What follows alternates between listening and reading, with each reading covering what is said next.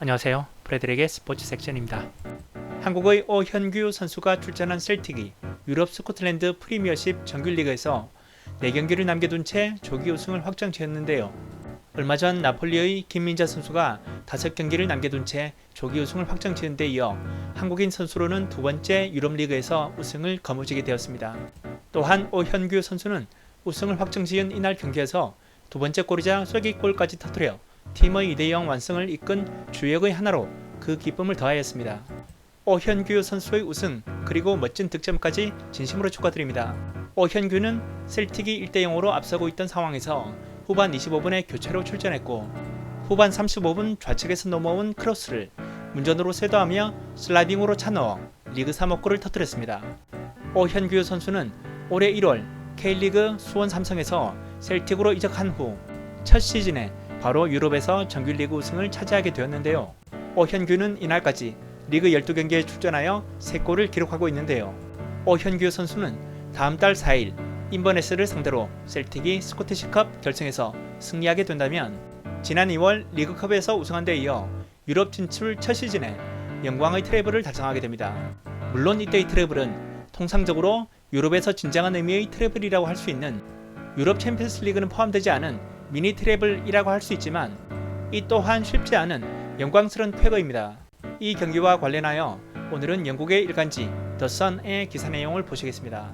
Heading East, Celtic confirmed first major of huge Japan tour with Ange Postecoglou set for special showdown. 아시아로 향하면서 셀틱은 감독인 엔제 포스테코글로우와 함께 특별한 대결을 준비하는 거대한 일본 투어의 첫 경기를 확정했습니다. 셀틱은 이번 여름 일본 투어에 대한 첫 번째 상대를 발표했으며 엔제 포스테코글로우 감독에게는 친숙한 적이 될 것입니다. The Hoops, 즉 셀틱의 감독은 전 소속팀인 요코하마 F 마리노스로 감성적인 복귀를 하게 될 것입니다. 프리미어십 챔피언들은 그들이 이번 여름에 일본으로 향할 것이며 한국도 방문하게 될 것이라고 지난주에 확정했습니다. 그동안 투어는 확정되었지만 상대팀에 대한 세부 사항과 경기가 언제 어디서 열릴지는 아직 발표되지 않았었습니다. 그러나 이제 확인되었으며 셀틱의 첫 번째 상대는 요코하마 F 마리노스가 될 것입니다. 파크헤드 클럽, 즉 셀틱은 7월 19일 수요일에 J리그 팀과 경기를 치를 것이라고 확정했습니다.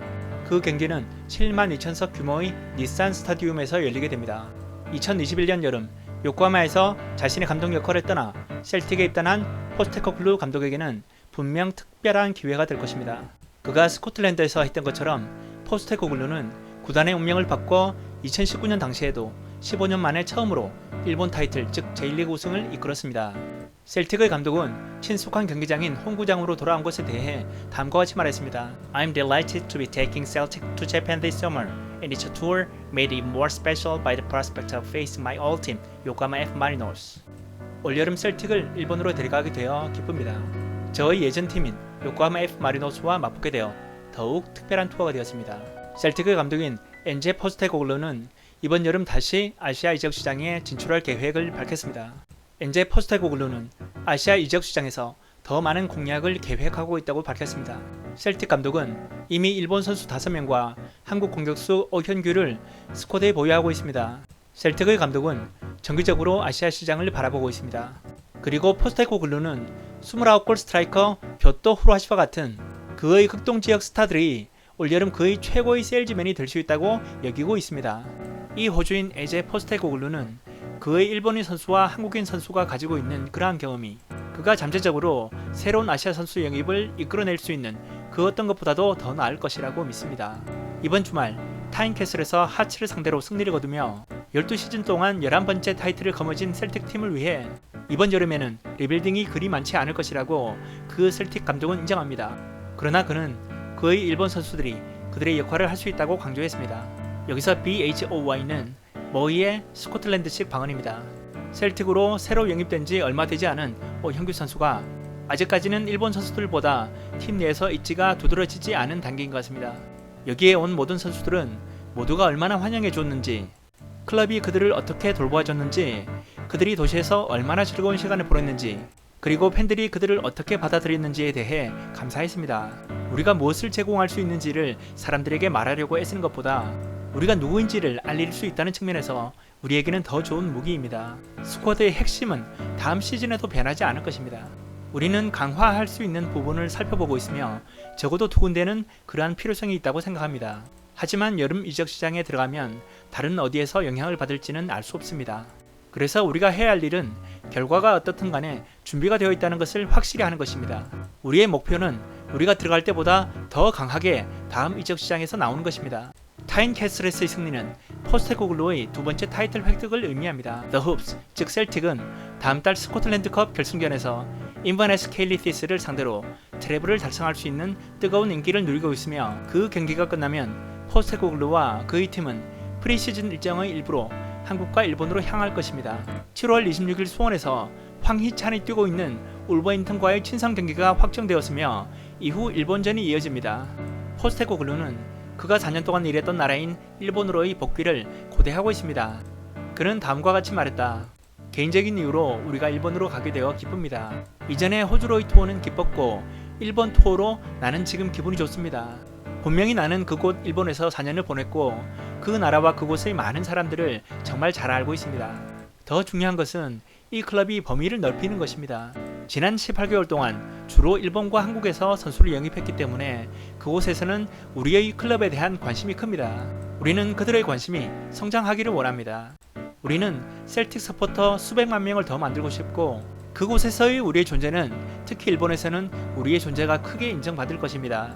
우리는 그러한 국가들, 즉 한국과 일본의 사람들에게 그들의 지원에 대해 우리가 얼마나 감사하고 있는지를 보여줌으로써 우리가 받은 만큼 되돌려 줄 것입니다. 우리는 또한 축구 선수를 개발하고 그 선수들에게 새로운 경험을 제공하는 측면에서 그들에게 보답할 것입니다. 그들은 환상적인 시설과 환상적인 지원을 보유하고 있으며 상대할 수 있는 훌륭한 팀들도 있습니다. 선수들도 그것을 마음에 들어 할 것 같아요. 셀틱의 엔제 포스테코글루 감독은 말도 참 근사하게 잘하는 것 같습니다.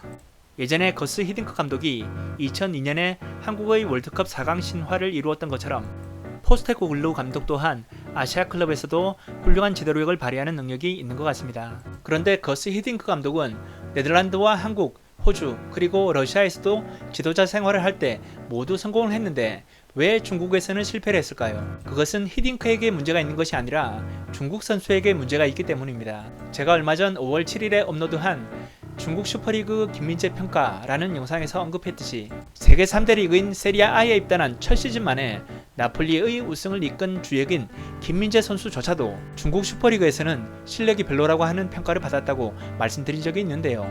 현재 월드클래스급 중앙수비수로 평가받고 있는 김민재 선수도 중국 리그에 가면 별 볼 일 없는 선수로 전락해버린다는 거죠.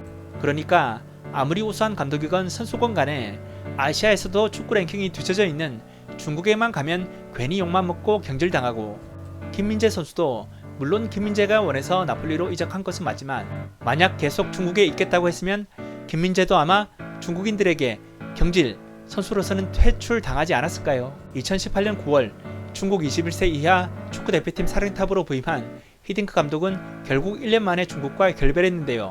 2019년 당시 중국 축구협회는 2020 도쿄올림픽을 준비해왔던 히딩크 감독을 경질한다고 공식 발표했었습니다.